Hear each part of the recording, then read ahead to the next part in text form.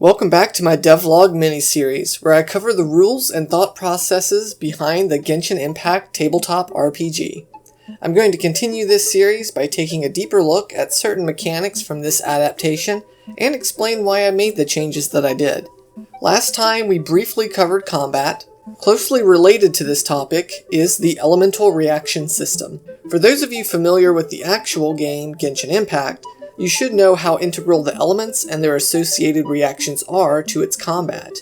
Even the world of Teyvat is heavily steeped in the inner workings of the 7 elements. How could I not implement this system into a tabletop adaptation? That being said, this is an adaptation and not a one-to-one recreation.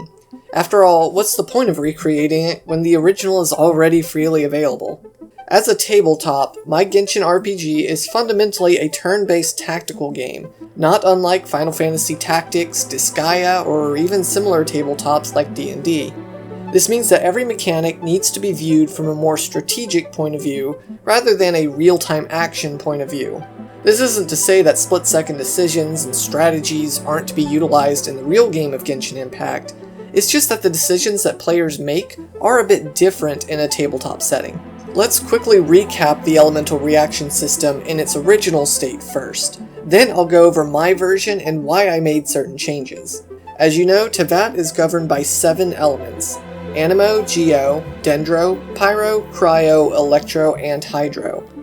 Whenever you inflict an enemy with elemental damage, a residual amount of that element sticks on that creature, sort of like an aura. Basically, if you strike them with Anemo damage, they gain the Anemo state for a set duration. Now, when an enemy inflicted with an elemental state becomes subject to elemental damage from a different type, those 2 elements will react with one another, causing some sort of effect. The vast majority of these reactions simply deal additional damage to the foe or its surrounding allies. An example is combining Hydro and Pyro to trigger Vaporize. Although some reactions do function a bit differently, mostly the Dendro-based ones, the end goal for each of these is simply to deal more damage, since there's no other goal for combat in Genshin than to simply deplete the enemy's health bar. Now, in a tabletop setting, there's more going on. Not every combat needs to end in the deaths of the foes. Even in a purely life or death situation, combat usually plays out a bit differently in these types of games, each participant serving a different role for the team. The most generic party setup is a damage dealer, a tank, a healer, and a support. This is where the iconic D&D adventuring party of fighter, wizard, cleric, and rogue stem from. The reaction system gives me an opportunity to give players more ways of dealing with combat outside of their own elemental skills and abilities. Another thing I wanted to do with this system was to implement a bit of risk versus reward. Basically, you may not want to trigger certain reactions on enemies, because it could be beneficial. Likewise, this means that some reactions are things that you would want to trigger on yourselves. I thought this would add another element to combat, pardon the pun. I guess the best way to do this is to just go over every reaction in my rule set in depth. First of all, each of the 7 elements are still present in the tabletop. First up is Swirl, Anemo plus Pyro, Cryo, Electro, or Hydro. In regular Genshin, Swirl deals AoE damage of the swirled element. In my system, Swirl no longer deals damage. Instead, it moves any elements within the AoE to all spaces within the zone. The reason I took the damage away from this reaction is because triggering a swirl can easily cause a chain reaction, allowing many different reactions to trigger all at once. This would be too strong if it also dealt damage as well. This next reaction is a new addition made by me. Dusted is triggered by combining Anemo and Geo. Let me just go ahead and say that I have created a reaction for every combination of elements, instead of the more limited system present in the gacha game. My reasoning for this is so that any combination of players can have a wide variety of reactions at their disposal. The Dusted reaction is fairly simple in execution. It blinds the foe for a set number of turns. Blind is another status effect in the game. It essentially lowers a target's defense and makes it harder for them to land attacks of their own. Anemo plus Dendro causes the new Pheromone reaction. Basically, a magically conjured scent emanates from the target, causing friend and foe alike to be drawn towards this creature, making them the subject of all attacks. Think of this as like Tighnari's elemental skill, potentially turning a foe's allies into their own enemies. Geo plus any of the 4 main elements still causes crystallize. In fact, this reaction is completely unchanged from its original incarnation. This is because it's already a fairly tactical effect, conjuring a shield that other creatures can make use of. Geo plus Dendro is another brand new custom reaction. Entangled is identical to the Restrain status, which removes the character's ability to willingly move in battle. This essentially roots them in place. Pyro plus Cryo triggers Melt. This one is still offensive in nature, albeit a bit more indirectly. Instead of dealing damage, Melt gets rid of any shields the foe has. Pyro plus Electro equals Overload. This is another reaction that's practically unchanged from the base game. It deals AoE damage, just be careful not to hit allies within range. Pyro plus Hydro is still Vaporize. Like with Melt, Vaporize is sort of offensive, but there's a little more diversity into how it can be used. It removes buffs and debuffs on the foe.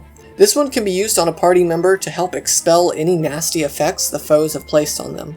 Pyro plus Dendro is still Burning, but here it's not PP-doo-doo small damage, it's simply damage over time. Cryo and Electro is still Superconduct.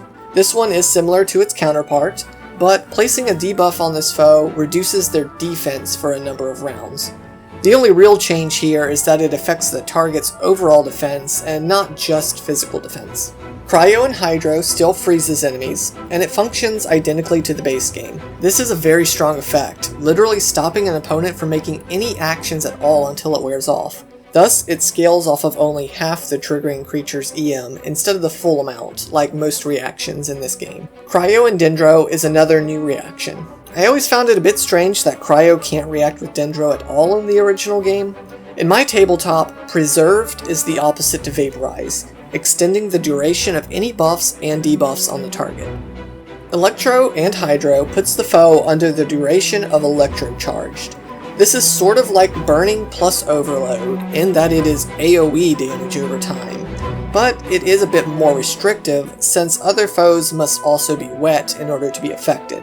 As a trade-off, it also supercharges the target, granting them an extra point of stamina at the start of each of their turns. Electro plus Dendro is a strange reaction in the original game because it sort of branches off into 2 different ones, Spread and Quicken. That's a bit too bookkeepy for my purposes, so I've simplified it a bit. Now, Catalyzed is a reaction that grants you additional turns in the form of gaining an additional turn order on the initiative tracker. This order is equal to the triggering character's elemental mastery. Hydro and Dendro still creates bloom constructs, but the intricacies of blooms are a little different here.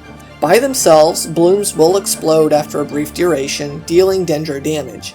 But like with crystallized shards, these can also be picked up by creatures and used to heal themselves. Besides that, blooms can still be augmented by the 3 elements of Pyro, Electro, and Cryo. Setting a bloom on fire causes it to explode immediately, this time in an AoE, a Burgeon reaction. Electrifying a bloom turns it into a Hyper Bloom, which hones in on a nearby foe, inflicting flat Dendro damage. Finally, Cryo halts the bloom, delaying the natural expiration of its explosion. You know, increasing its shelf life.